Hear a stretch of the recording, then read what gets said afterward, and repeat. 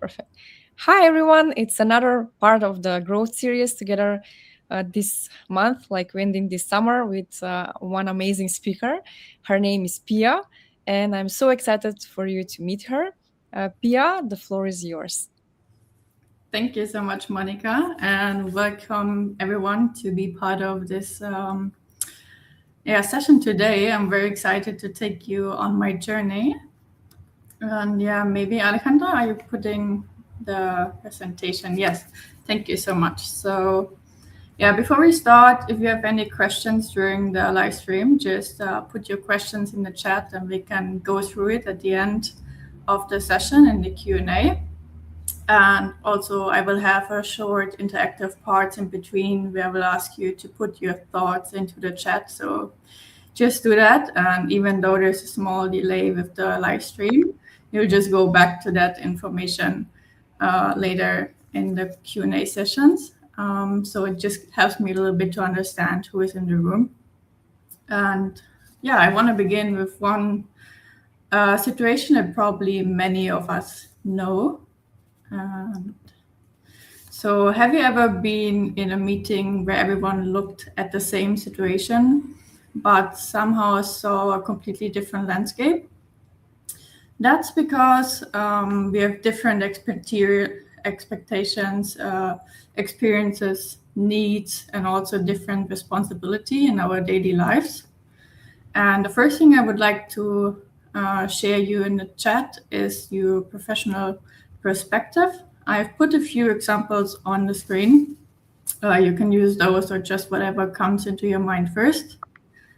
Having different perspectives may have helps us to notice that there are different things in meetings. For example, we would notice different opportunities in a meeting or different risks when we have different perspectives, or we would ask different questions. And my professional journey actually changed the way I'm asking questions. I have started many years back as a developer, so I mainly asked the questions, can we actually build something? So I spent a lot of time around how can we build it, and what can we actually build? Then I went from an SAP developer more into a technical leadership role, being responsible for SAP parts, but also other technology teams and business analysts. And I was more thinking about the question, how can we actually deliver something? Like, which people are involved? Do we have dependencies to other teams, to other processes, or to other systems? And later on, when I moved into an architectural role, and also when I built my own company, ClearPath, I was actually looking at a more earlier question, like, should we actually build it, or why do we build it? So in the past couple of years, where I've been working in a lot of international S/4HANA transformations, one thing that I noticed a lot is actually that there are many people entering a conversation already with a solution in mind. So let me give you an example for that. In a big transformation, it could be that someone walks into the room and says, we need an interface between two systems that gets the data from system A to system B. So what could we do? We could already start designing this interface, thinking about how can we build it, and it actually would work, I guess. It's just a technical interface. You could send data from system A to system B, and it would work. But we haven't thought about the process yet. Like, there might be questions, for example, how often do we need the data in the second system? Is it a one-time interaction? Is part of the data already in the second system? Like, do we actually transfer all the data? Is that needed? Or another question could be, are there follow-up processes in the second system that needs the data? Like, are there any dependencies? Do they need the data in a different format? So all those questions are not questions that are asked with simply the answer to if it's technically correct and working, because it's working, but it might solve a wrong problem, or it might be too complex for the value that it's creating. And for that, in all the years that I've been working in architecture, I've seen many people that look at parts of one landscape, but don't see the whole picture yet. And that's something that's very important to me. And that's also why I created ClearPath Architecture, because for me, it's very important to understand the problem and people and assumption we are making. And also creating a shared understanding is one of the main important things in an architecture before we can actually get attached to a first solution that walked into a room. And for that, curiosity, which is one of my philosophies, is actually, it helps us to pause and ask questions and then understand the situation first before we actually think about the solution. So curiosity makes more of a landscape visible. I love to travel, and when I travel regularly, actually, it takes me into many places where I don't know all the different parts yet. Like, I don't fully understand the city when I just arrive. So imagine, for example, a busy square somewhere in Barcelona in the middle of the summer. If you just arrive, you probably see as a visitor that it's a very nice atmosphere. People are laughing, people are having drinks, they're having fun. But then from the other side, a person that actually lives in Barcelona could see the same square totally different. They could look at the square and see it's super crowded, it's noisy, they don't really enjoy being there or go there for dinner, for example. It would be a completely different view. And then there could be a business owner in the same square seeing a lot of customers, because people usually buy more when it's a nice place. And then there could be also the city seeing it from a completely different perspective. Like the city itself could look more into infrastructure. What about public transportation around the square? How do they reach the square? How do they reach from this square to another very important side of the city? Or what about the security? So there are very many different perspectives that you can have on the same place, and that usually depends on your experience and the needs that you have, and also mainly on the responsibility that you're bringing into the room. So I see a lot of similarities here to architecture as well. There are a lot of stakeholders, for example, business, technology, people, and customer. They all have their own perspective. They have their own needs. And so that actually needs to be addressed in the same way. Like, traveling itself doesn't make me feel I'm an expert in a place now because I've been to many different places. It actually reminds me that I'm not an expert, that I always have to pause and ask questions. I need to observe a place before I can make assumptions. And the same goes for IT projects as well in architecture. Like, there's not one actual perspective. You need to put many different perspectives together and complement each other to actually see the bigger landscape around it. And that will actually improve the whole picture. And now with AI, this actually is way more important than before. So what I see with AI, people don't necessarily need to connect anymore and ask questions before they try to build something, because it's very easy now to get from an idea to something that seems to work. So at the moment, I can see two different and very understandable extremes. So on one side we could move very fast, and on the other side you could just design too much. So, for example, moving too fast, there could be business people nowadays can prototype very fast, and they would get a solution that might be working, but they haven't looked at the data quality or how to integrate this architecture into the current architecture, or how to scale it if it's not one person that actually uses it, but there's hundreds of users that want to use the same prototype.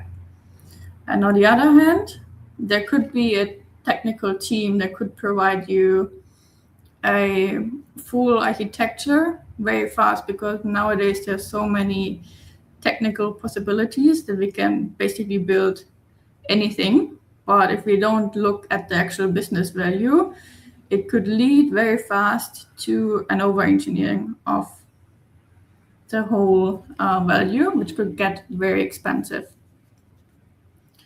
So the biggest challenge here is actually to bring those two together, because I don't think that either way is wrong. It's more what both sides are protecting. Like, for example, business protects moving faster. They see other companies moving very fast with AI. They also want to use AI. They see customers' value. They are scared that customers are leaving if we are not improving in technology. And then there's also the other side. It's the technical team of a company. They want to protect the IT security. They want to protect the current landscape, how sustainable the architecture is at the moment, and not moving too fast into a new technology that might be outdated in a few months again. And for that, it's actually important to put together the perspective of a business that knows all the opportunities that are out there, with the understanding of a technical team that actually knows the wider landscape of a company. So bringing those both together is actually the real challenge. And to bringing these two very early together of an idea is the main part, actually, to kind of get this tension settled a bit with all the new AI possibilities.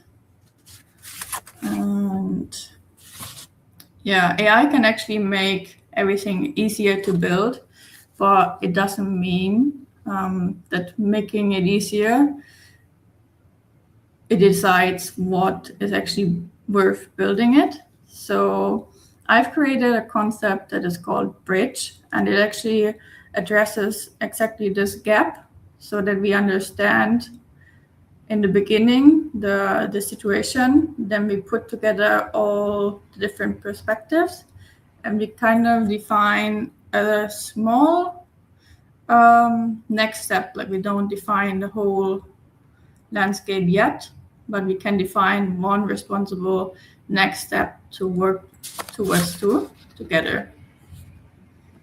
And Bridge actually is not another big documentation, like a government's document that refines an architecture, or it doesn't make all the decisions in advance. It's more a structural conversation around a real problem or a real situation in the company. Here we have B. We start with the B, business value thinking. So what are we creating the value for, actually? As we start with the value, not with something that's actually requested, like a requested solution that someone brings into the room, but we think about what is the actual value of the problem. Then we go into R, the reality of stakeholders, like what are we not yet seeing, which people are involved. If you think back about Barcelona Square, there are many different perspectives because there are many different people in the city involved. Same goes for IT projects as well. we do have different perspectives, we do have different understandings. There might be words that we are using, same words, but we actually mean different things. For example, we could use the word ready. Ready has a very different meaning from different people. Let's take ready for a business person. Could mean we're ready to test a prototype. Ready for a technical team could mean, we're ready to go into production. So we need to think about the whole IT infrastructure, about the integration into the existing IT systems, about security. And then ready for the person that actually wants to use the new tool. It could be, we're ready to actually produce an output, to actually use it in our daily lives. So those are very different meanings for the same word. And that's what we're trying to address in the reality of stakeholder phase, to get a common understanding of the whole situation. And once we have done that, we go into the innovation and AI exploration phase. So it's more about what becomes possible, but it's worth pursuing. So we should explore AI, but it's not always the best decision to actually use AI. For example, if we take an hotel, and this hotel has actually Wi-Fi information or information about what time they do have breakfast, check-in information, or information about what are the most famous sites in the city center. Those are all quite static information. The first thought might be, since we're talking about AI, we could use an AI chatbot. So the guest actually can just interact with this chatbot and gets the information. But from a company and IT perspective, it might be easier to think a little bit more simple and just put the information on a website and use a little QR code to solve this problem. So we don't need a whole complex IT infrastructure just to give the user a good experience, to get the information that's anywhere that's already listed on a website, for example. So those are things we need to think about. And then we move into D, the decision architecture, where we will decide what actually must be decided now and what can remain open, because we don't need to decide the whole solution at the beginning. And then one of my favorite parts, and which is often forgotten, is actually the G, a global and collaborative intelligence. So which other perspective could we improve the decision? So it's not only the stakeholders that we have already seen in the beginning, but it could be other people, for example, other roles in the hotel. It could be the hotel management that could give a complete different perspective and input on the AI chatbot. Or it could be another location. Let's assume this hotel is not only located in Spain, but it's also located in Latin America. That means there's a completely different perspective on the information and on the user experience. So this could also change the way how we want to build a solution. And from there, we can then move into the execution to impact, which is basically defining the smallest next valuable step. We don't need to define a whole solution yet. It's just one small step that will help us move forward together with a shared understanding. And with that, I wanted to try today with you the decision D, and talk about the decision architecture a little bit more and use that in practice.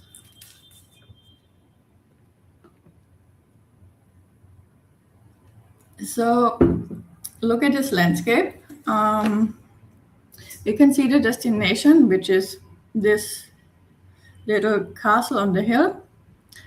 And we are somewhere around here. and we do not see the complete path to actually see our destination. So I would like to ask you, what would you need to take before the next step? Just put that in the comments and we can refer to that later on to see what would be your next information that you will need to take a step. So it could be something like the weather. Do we know anything about the weather forecast? How far is it? Do we have any information on that? It could be something like, do we have information on the steepness of the path? Are there any risks on the way? Do we have equipment with us? Is the equipment required? Or which people are actually with us? Like, are there less experienced? Are there climbers? Are there first time in the mountains? So all those questions are information that we're missing at the moment to decide which path we can actually take from where we are right now to the destination that we already see, but we don't know how to get there. I'm curious about all your thoughts here. And moving on to the next information, because sometimes we do get more information over time, and that might actually change the path we are taking. So giving those informations, would you actually still take the same path is the question. So the weather actually changes here. It's not foggy anymore, but the weather forecast says it's getting more stormy and it will start to rain soon. So we could still start walking. It's only raining a bit, but we still don't really know where to go. And then secondly, one person of our group is injured. So there might be a path that was shorter, but more steep. So probably not the best route to go with a person that's injured. Maybe there's another path to go with that we can take with the injured person, so we can go as a whole group. And then third, we have less time than expected because it's already 5:30 and it's getting dark soon. So maybe the longer path is not the best way to go, but we can still go. So they are all decisions we could take to change the path a little bit. Or we could rethink about what kind of equipment do we have with us. Do we have a tent? If we have a tent, we could start walking a bit and then just pause on a safe spot, put up the tent and wait for better visibility, wait until we get more information and see more about the path the next day, and then move further. So change in general is not failure. That's something we need to understand. Like, it's more a responsible decision that we are actually taking based on a better understanding that we are getting. And that's also something that we can see in architecture, like also in complex SAP complex SAP transformations. They usually take over years. It could be 3 to 5 years to actually finish a whole transformation of an SAP program. And that means business priorities could actually change or technology involves. So on the way, the solution that we were thinking about, you need to be flexible enough to adjust our path wherever we are going, depending on the new information that we're receiving on the way. So that's also the purpose actually of Bridge that I'm trying to pursue. Like, it's not selecting the route very early, but getting the whole group, like all the people that are with us on this mountain, to understand the whole situation, to speak the same language, to see which information do we have, and then choose a responsible next step forward. It might be that we go the longer road and go up the mountain. It might be that we just stop on the way and take a tent. We don't need to fully decide yet where to go. We just need to take the smallest next step that is comfortable for all of us. And with that, what we have learned right now, I would take that also now into a real or fictional use case. It's not a real company. To just apply what we just learned in our mountain situation. So it's the company is called Terra Nova. It's basically a hospitality company based in Barcelona, and they request a launch. They request to launch an AI guest companion within the next 3 months. That guest companion should actually answer guest questions, recommend local experiences, and also access booking information. And the prototype should be ready within weeks. So the question I would like to ask you to answer in the chat or just give your thoughts.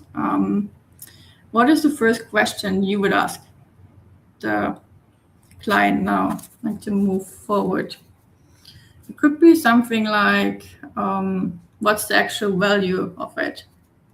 Because we don't know is it something that's valuable for the guest because they get the information quite fast, or is it more valuable to the employees because they don't need to answer all those guest questions anymore? That's totally different values and destinations that we're walking towards. Both of them might be right, but it's just a different perspective on it. We could think about what information is this AI assistant using. If we are thinking about booking information, does it actually also access credit card information? That would change the whole perspective on security and would make it more complex on that area. Or how do we integrate it in our current architecture? Is there a website where this AI chatbot should be launched, or is it an app on your phone? So all those questions that we could ask to move forward from here, but I'm also sure that all of you came up with many more questions to ask. And if we are getting a little bit more information from the company, that might also, again, change our first assumptions that we had. So let's say the guest data is actually distributed across several systems. Like it's not only one system that we need to access to actually get all the information. Local preference may differ across countries. So it's not only a hospitality company that has a hotel in Barcelona, but it also has a hotel in Paris, Singapore, and Buenos Aires, for example. So that changes the situation as well. No one owns the product long-term yet. So they have this request, but nobody wants to be responsible actually at the moment for the data that this chatbot actually also answers the right question. There is employees that are concerned about being replaced, which is very valuable, very reasonable. I mean, if this chatbot can do all the work that the employees usually do, for example, doing the check-in or printing invoices and all those things, yeah, they could be replaced at some point. And then the tool is not approved for personal data. So it means we can't process all the addresses or credit card data yet. And also the expected business value is not yet defined. So we do want to have a chatbot, but we don't really know what it's for. So what I would like to ask you now again is to put into the chat A, B, C, or D, depending on what would you do now with this information. A, would you build a full solution? B, would you actually stop the whole project? C, would you run a smaller experiment, like just a part of it? Or D, learn more first about the whole project, like ask more questions? Just give you a little bit of time for that.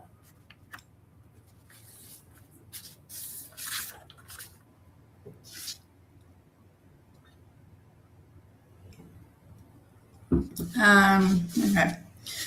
So moving forward from here, this is actually where our the decision architecture comes in place, because the decision architecture turns this uncertainty into a next step.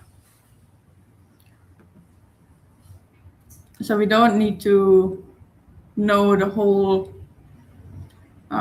we don't need to translate the whole uncertainty into certainty, because that will never happen. Like, imagine a big IT transformation with having a lot of business processes involved. There will always be uncertainty at some point. So we don't need to completely remove the uncertainty. We just need to make a responsible next step towards what's actually the outcome that we want to move to.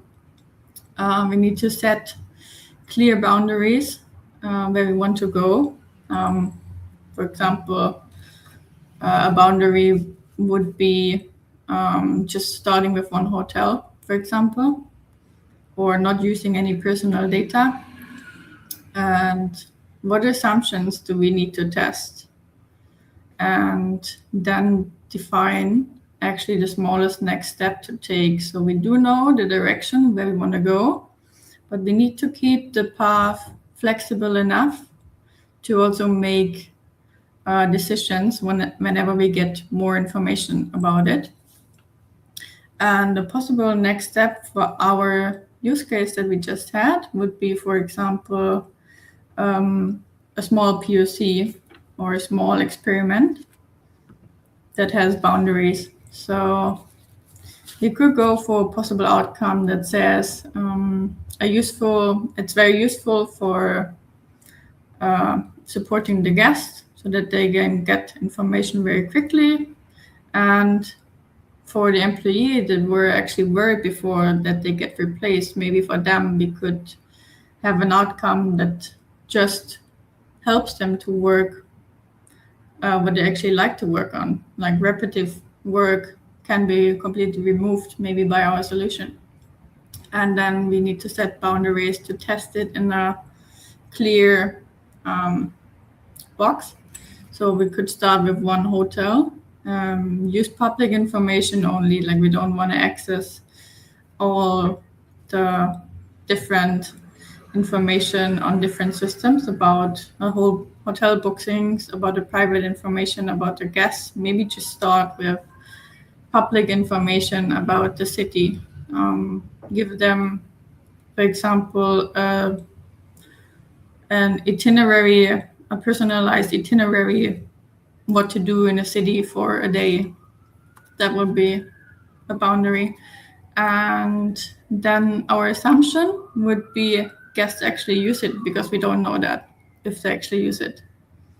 And also that the employees actually see a benefit out of it.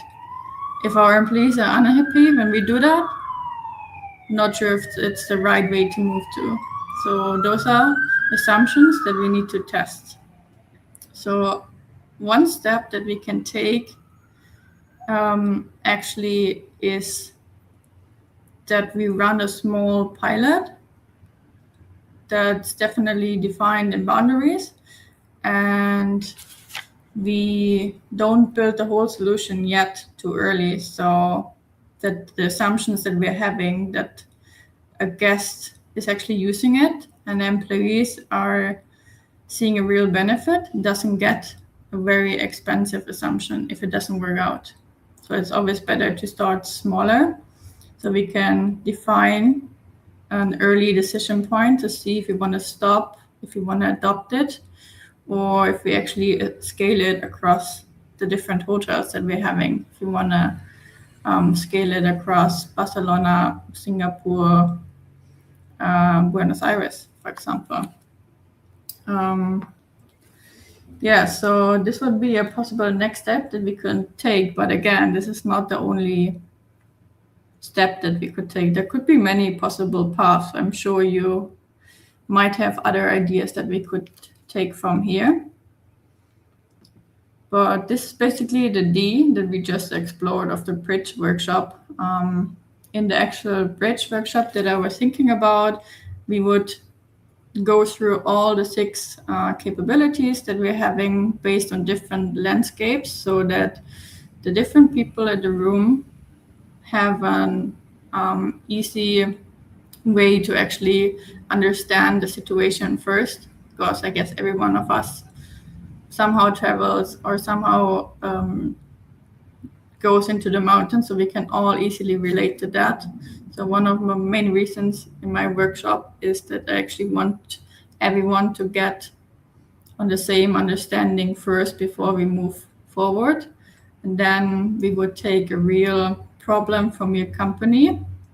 Could be an AI use case, or could be simply a complex landscape where business and IT are not yet fully aligned and have different perspectives. We could just take those use cases and walk through the whole bridge framework, and it will leave everyone at the end with not a full solution, but with a clear value, with visible assumptions that we are all moving towards. It connects all the perspectives, we understand each other, and we kind of know the next step that we want to move towards. And the workshop is ideally for a group of people with mixed perspectives. So it works best if we have people from technology, product owners, people management, HR, whatever perspective comes into your mind. Yeah, so basically I've built Bridge, or I'm still building Bridge, and it's built on my curiosity, my way of doing architecture, and I would like your opinion actually also on whether what Bridge needs to achieve to use it, or if you would like to also be interested in joining a pilot program. And you can use the QR code here to fill out a little form that I have created. Or I think also Alejandra or Monica will share a clickable link in the chat that you can use. It will take around 3 minutes to answer the questions about it, and would be very helpful for me. Yeah, and with that, I think we can already move into the Q&A session. Thank you so much.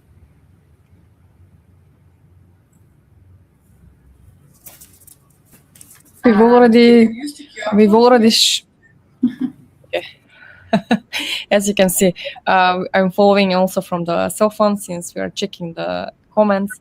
And I'm not sure if you're aware, but we have so many people from Europe, from all the other countries and continents, and they were sharing comments and insights like thank you and so on. So well done, Pia, for the presentation.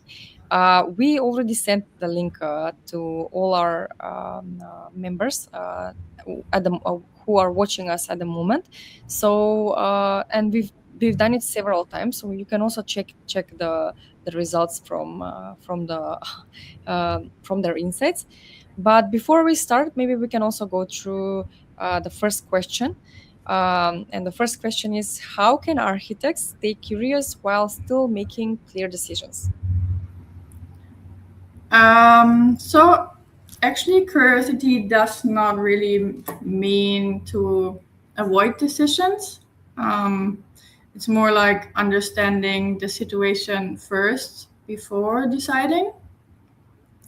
And so it's more about what do we need to decide now and what can we leave open for later. So some part is always a little bit more flexible. Perfect. I really like the bridge way of thinking, and also the way you explained all the parts of bridge. So I want to ask you something a little bit more about it. Is bridge only relevant only for AI initiatives, or you can maybe use it for something else too? Not necessarily. So, as I said before, it can be in any kind of complex IT decision, or simply when their business and IT is not aligned at any decisions. It can help people to get the same understanding about a situation, and it just also supports like to understand or break down complex landscapes and bring people together. And just simply with AI now, I see the urge more, and it's more necessary to bring people together again, because we tend to ask less questions because we can just easily build stuff faster without asking other perspectives. Also, I'm seeing people commenting in the chat. So D number D, so the letter D or the option D is leading. Some people also typed C. So connected with the question, like if maybe just for you to know that they are commenting now on that part. Yeah, great. I will have a So look at it later. yeah, perfect. And maybe another question, and also while I'm asking the third question, I just want to emphasize again, like everybody can ask questions. I already texted you in the comments that you can write your questions in the chat, so you can ask Pia while she's here with us. We have 15 minutes more from our growth insight, so feel free to ask questions and tackle more. I saw many thank you for Pia, so you're gonna probably see them later, and you're gonna be surprised how many people are live and commenting and are very excited. And while we're waiting for the other people to ask something, we have one question: how can AI support the bridge process without replacing human judgment? So AI can actually support us in the whole process. Like we always have ideas. It can help us to validate ideas faster, to identify patterns, and to challenge assumptions that we're having. But at the end, there's always one person that still needs to be responsible, right, for whatever AI gives us as options. Some person needs to take the responsibility about the decision or direction that we're actually going. So even though we have AI that can help us to create more ideas and to challenge ideas, just to also create more content, there's still need some person to actually prove that it's right information that we have there, and also it then takes the responsibility at the end.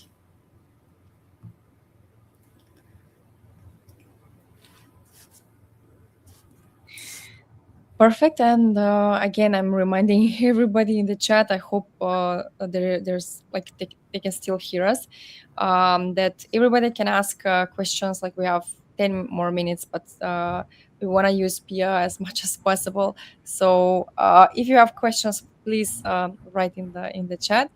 While we are asking, we are waiting actually everybody else to maybe comment or give us insights, or maybe see something that's on their mind regarding AI. I want to ask you like maybe one question, because now we are online with almost all countries from all around the world. What is the number one thing that you wish you did throughout your journey as a woman in tech? Because you're also a woman in tech, but also a leader. So what is the number one thing that you wish you could do? And maybe it's like for me, as an advice for everybody else who's watching and it's still young and also developing and wants to build up their career as well as you did. Yeah, it's a good question. I think that's actually something that I'm trying to build right now. So if you're passionate about technology and just pursue your dreams. What I did right now, I got into freelancing and I'm traveling around the world and I'm trying to create this pitch workshop because it's very important to me and it's one way of connecting people, of connecting different perspectives. And yeah, I just want everyone to remind themselves that whatever you're pursuing, just go for it. That's really nice. Thank you, Pia. There Yeah, are some. sorry. Sorry. No, continue. I just wanted to say, like, if there's more questions, also feel free to put them in the form or connect on LinkedIn if there's more questions afterwards. Yes, definitely. I'm sending the link again to everybody, just like a reminder now in the chat. But most of the people are just writing thank you. So I guess there's one question. What was the reoccurring problem that led you to creating a solution in your career path? That's a really nice question. Thank you. Yeah, that's a very good question. Let me think about that for a second. I think reoccurring problem is that many times in meetings I see people from different perspectives and everyone knows their part very well. They're experts, of course, in their area, but they don't really think how to connect those parts together. So I was really trying to make people also see the other side, like not jumping into a solution because technology allows us to build something, or not actually trying to figure out everything with AI. Not asking the technical team anymore because AI gives you a solution, but it might not be the best solution or the sustainable solution for a company. So since I've seen that many times in the past couple of years, I just wanted to create a framework to emphasize again, to bring different perspectives together, and not only in the beginning, or not only with the people that we see that might be involved, but also think globally and involve people internationally, different cultures, different perspectives. Yeah, I think that's very important. Thank you, Pia. That's really nice. There is also a comment from Scarlett. I think it's for the previous question and answer. I wish I would have gotten involved in events, tech community in my area much earlier than I have. It's never too late, Scarlett. I'm really glad you wrote this. I will always say that it's better to join it later, but I guess we go whenever the time is right, we enter to the community. So it's never too late. Just join the community and try to see the leverage of it. I also want to emphasize, because as you know, I'm community director of Women in Tech and with Age platform. It's now the new platform. It's seriously amazing, and if you haven't joined the platform again, you can see the banner below, like with Age banner. Just check it and join your chapter and community. And I think you're gonna definitely enjoy it, especially in this upcoming month, because we are preparing something really amazing, like really amazing. So I cannot say more than this. I'm just saying to you, join and now is the time to join, so you won't regret. There's also another question. It's like, do you have Women in Tech representative community in Africa? Definitely, we do have it, and it's really remarkably active. And well, actually, the previous Women in Tech Global Summit was happening in South Africa, and I also had the opportunity to meet other country leaders from Africa. It's pretty much amazing, and Africa is going wild in every sense of the word. They're really active, amazing women from there. So join whichever chapter fits you, Sena. And there's another question while we're here with Pia from Scarlett. Thank you, Scarlett, for asking questions and breaking the ice. Do you think that you have found value in specific additional learning you would be willing to share with us? A podcast, course, YouTube article. I think many of us are looking to stay current and would love to know where you do that. So, what is your source of inspiration, and also staying? How do you stay updated for your field? Definitely traveling. Like traveling is my source of staying curious, and curious is a big part of my philosophy. Definitely. So keep traveling, keep talking to people is one of the biggest ones, I would say. And but then also while I'm traveling, I'm trying to meet in community meetups. I stay connected with women in tech that are at the places that I'm traveling to. I go to entrepreneur meetings and just talk about whatever comes to my mind or learn from other people. So it's more, network based, not platform based, I would say. Do you want to maybe share also a podcast or course or YouTube like channel that you prefer, and at the moment you find it most interesting? A podcast that I'm currently actually listening to is Explicit SAP. I'm not sure if we have many SAP people here, but that's definitely a good podcast for SAP content, whatever is new in SAP, because SAP world is moving very fast. So there's every month coming something new. That one is definitely one part. And let me think if there's something else. I do watch a lot of YouTube actually, just on content that comes to my mind. But I also heard you have great workshops now within Women in Tech, right? Yes, we do. We do actually. Growth Insights is part of the series that go also under the YouTube channel, which we can actually revisit them and also rewatch it. So, yeah, maybe under the YouTube video we can actually share whenever like you feel ready, like to Yeah. share.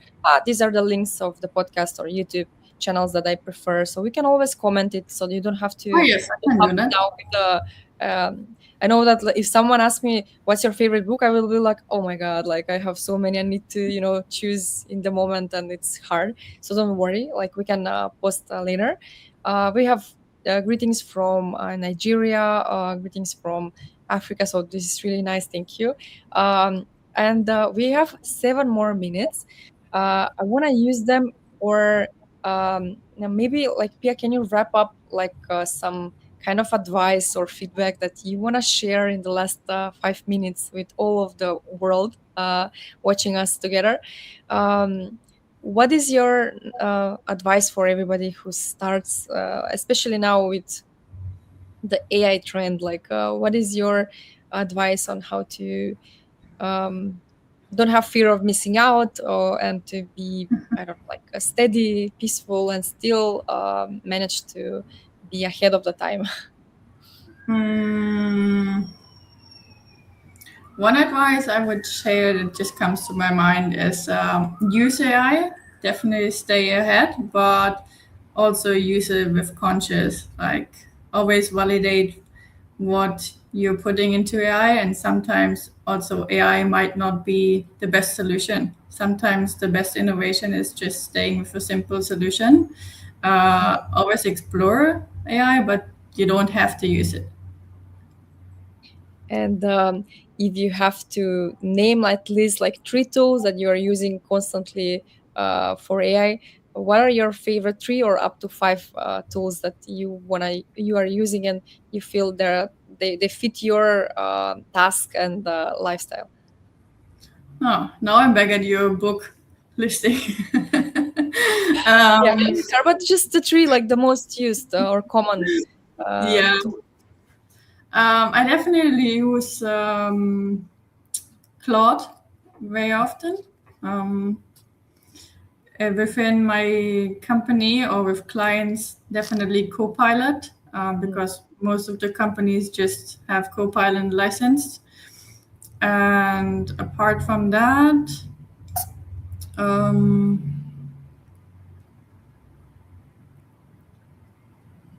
yeah, maybe also ChatGPT to just see the different outcomes, what Copilot or Claude and ChatGPT give you for the same questions. I sometimes like to play them against each other to see what kind of outcome they have, and then just value it and rate it against my knowledge that I'm having. Perfect. Okay.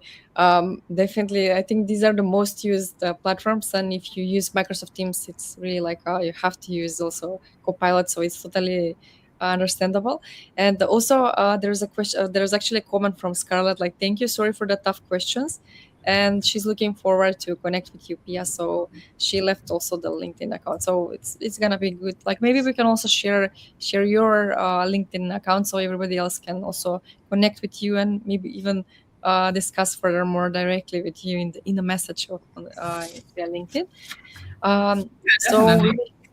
So once again, thank you again, Pia, for answering the tough questions as the book one and as the hot tools from AI. Thank you everybody for joining this is the edition as well. I know it's August and almost everybody's around the sea or by the sea enjoying still the summer.